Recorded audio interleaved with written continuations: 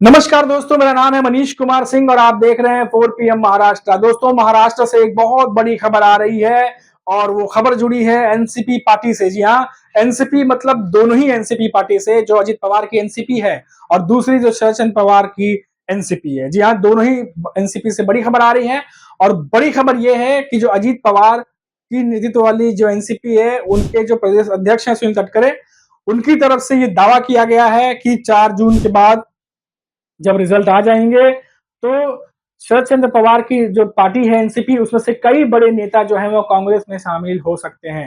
ये बात कही गई है, ये दावा किया गया है सुनील तटकरे की तरफ से, जो कि अजीत पवार की एनसीपी के प्रदेश अध्यक्ष हैं।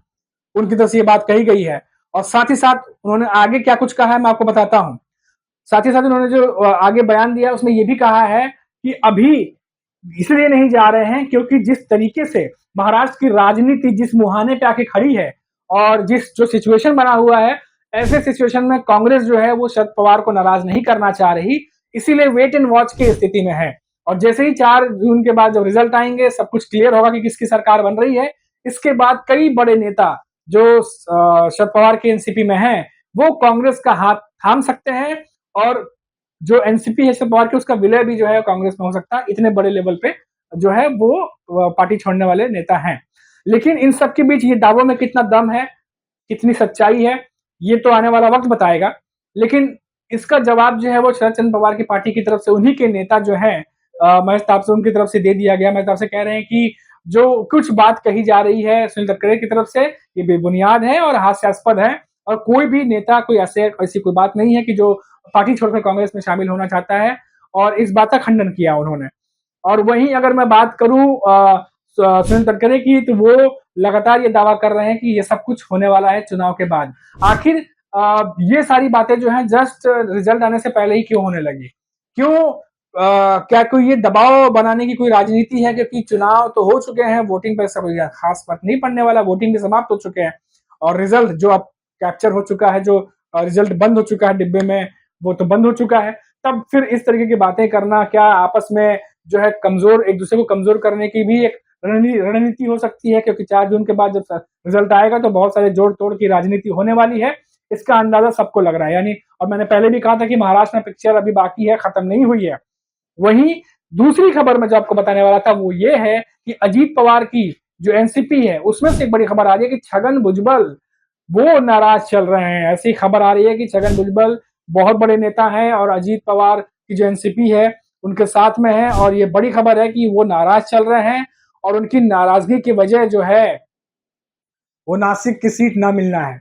जी हाँ, ये खबरों की माने तो नासिक की सीट जो है वो छगन भुजबल चाह रहे थे कि उन्हें मिले और वो वहां से प्रत्याशी बनकर के है एनसीपी की तरफ से वो चुनाव लड़े।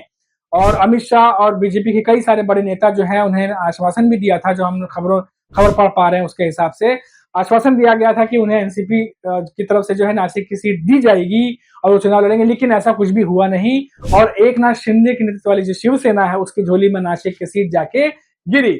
और इसीलिए जो है एकनाथ शिंदे से जो है ऐसा माना जा रहा है कि वो नाराज भी चल रहे हैं, साथ ही साथ जो सहयोगी पार्टीज हैं उनसे भी वो नाराज चल रहे हैं। और क्योंकि अभी हमने कुछ दिनों पहले देखा कि जिस तरीके से छगन भुजबल ने आने वाले विधानसभा चुनाव में सीधा जो है उन्होंने कहा है कि 80 से 90 सीटों पर एनसीपी को चुनाव लड़ना चाहिए। और वहीं उसके बाद ही देवेंद्र फडणवीस का भी बयान आया, जहां उन्होंने कहा कि बीजेपी एक बड़ी पार्टी है महाराष्ट्र में और बीजेपी को सबसे ज्यादा सीटों पर जो है चुनाव लड़ना होगा और लड़ना चाहिए। तो अलायंस पार्टीज हैं दोनों, लेकिन दोनों के ही बयानों में विरोधाभास देखने को मिल रहा है और कोई भी सहयोगी पार्टी खुल करके ये नहीं कह रही है कि हाँ, एनसीपी को 80 से 90 सीटों पर विधानसभा चुनाव में लड़ने का मौका दिया जाएगा।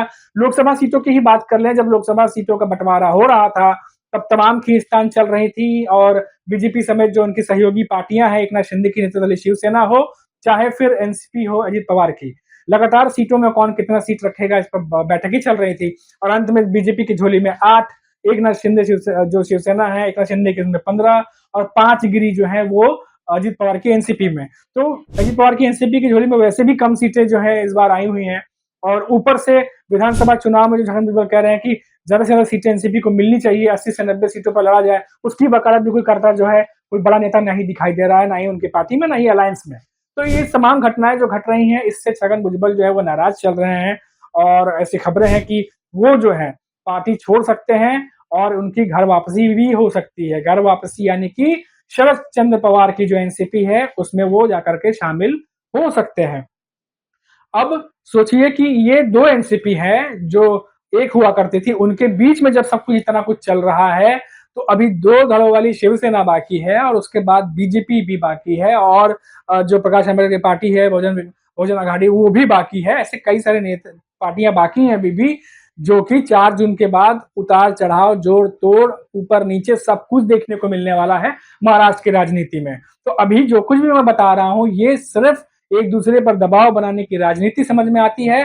साथ ही साथ इन बातों में अगर सच्चाई है, तो कितनी सच्चाई है, क्योंकि सब कुछ घटनाक्रम जो है वो डिपेंड करता है 4 जून के रिजल्ट पे कि 4 जून को क्या रिजल्ट आने वाला है। और जो पार्टीज हैं, ना सिर्फ सत्ताधारी पार्टी बल्कि अपोजिशन और उनकी जो चाहे एनडीए गठबंधन की बात कर ले, चाहे महायुति की बात कर ले, दोनों ही तरफ अगर देखा जाए तो महाराष्ट्र में एनडीए गठबंधन यानी कि कांग्रेस, शरद पवार की जो एनसीपी है वो, और यूबीटी ग्रुप भारी दिख रहा है एनडीए गठबंधन पर, बीजेपी पे भारी दिखाई दे रहा है। ज्यादा सीटें वो लेकर के आ रहे हैं, चाहे हम ग्राउंड लेवल पर लोगों की ओपिनियन की बात कर लें, चाहे एग्जिट पोल की बात कर लें। एग्जिट पोल में तो फिर भी ज्यादा सीटें दिखा दी गई हैं, लेकिन जो हमें इंफॉर्मेशन मिल रही है, जो हम रिपोर्ट देख रहे हैं, उसमें कम से कम 20 सीटों के आसपास ही एनडीए और एनडीए गठबंधन जो है वो सिमट रही है। ऐसे में जो एनडीए है वो काफी ज्यादा भारी दिखाई देता है महाराष्ट्र में, चाहे वो शरद चंद्र पवार की पार्टी हो, यूबीटी हो या फिर कांग्रेस हो। सभी के सभी 2019 के मुकाबले इस बार सब के सब जो है ज्यादा सीटें वो जीतने वाले हैं, ऐसा दिखाई दे रहा है। जिस तरह की ग्राउंड लेवल पे जिस तरह से माहौल बना हुआ है, और महाराष्ट्र में बीजेपी को बहुत ज्यादा दिक्कत होने वाली है। इसीलिए रिजल्ट आने से पहले पार्टियों के बीच में भी जो है आपसी घमासान देखने को मिल रहा है, जहां एक तरफ महायुति की गठबंधन वाली एनसीपी है, अजित पवार वाली, वो दावा कर रही है कि एमवीए गठबंधन की जो एनसीपी है शरद पवार की, कि उसके नेता जो है वो कांग्रेस में शामिल हो जाएंगे 4 जून के बाद। वेट एंड वॉच में है कांग्रेस, वरना अभी ले लेती पार्टियों को, तमाम नेताओं को। लेकिन शरद पवार को नाराज नहीं करना चाह रही, क्योंकि जो सिनेरियो है इसमें शरद पवार की मदद चाहिए उनको सरकार बनाने के लिए। तो ये तमाम बातें जोड़ते हुए आपस में जो है एक सामने निकल के जो पिक्चर बन रही है वो ये बन रही है कि उतार चढ़ाव गठजोड़ की राजनीति होने वाली है। फिलहाल ये दावा है अजित पवार के ग्रुप की तरफ से, लेकिन इसमें सच्चाई है कि नहीं है ये तो 4 जून के बाद ही मालूम चलेगा। हालांकि शरद पवार की पार्टी ने ऐसा खंडन कर दिया है कि ऐसी कोई बात नहीं है, लेकिन इतना जरूर है कि आने वाले 4 जून के बाद महाराष्ट्र की राजनीति में काफी कुछ देखने को मिलने वाला है। और साथ ही साथ हालांकि उद्धव ठाकरे ने तो ये बात कह दी है कि अब कुछ भी हो जाए वो बीजेपी के साथ नहीं जाने वाले, ये 100% श्योर बात है। और ये बात शरद पवार ने भी कही है कि वो अब बीजेपी के साथ गठबंधन नहीं करने वाले। लेकिन 4 जून के बाद क्या कुछ होने वाला है महाराष्ट्र की राजनीति में, क्या शरद पवार और उद्धव ठाकरे कांग्रेस के साथ मिलकर सरकार बना लेंगे महाराष्ट्र में, क्या दिल्ली में सरकार बनेगी उसमें भी एक बड़ा योगदान शरद पवार और उद्धव ठाकरे अपनी पार्टियों के सहयोग से देने जा रहे हैं, या फिर बीजेपी जो है वो महाराष्ट्र में नुकसान होते हुए भी सेंटर में गवर्नमेंट बना लेगी, जैसा कि जो एग्जिट पोल कह रहे हैं। और हालांकि एग्जिट पोल पे सवाल भी उठ रहा है फिलहाल, लेकिन कुल मिलाकर राजनीति यही है कि महाराष्ट्र की राजनीति गरमाई हुई है और पार्टी चाहे सत्ताधारी हो या विपक्ष की, आरोप प्रत्यारोप लगातार चल रहा है। 4 तारीख को रिजल्ट है, अब देखते हैं कि 4 तारीख के बाद क्या कुछ निकल कर सामने आता है, किसके उम्मीदों पर पानी फिरता है और कौन बनता है सरताज। अभी के लिए फिलहाल मुझे इजाजत दीजिए और आप देखते रहिए 4 PM महाराष्ट्र। नमस्कार।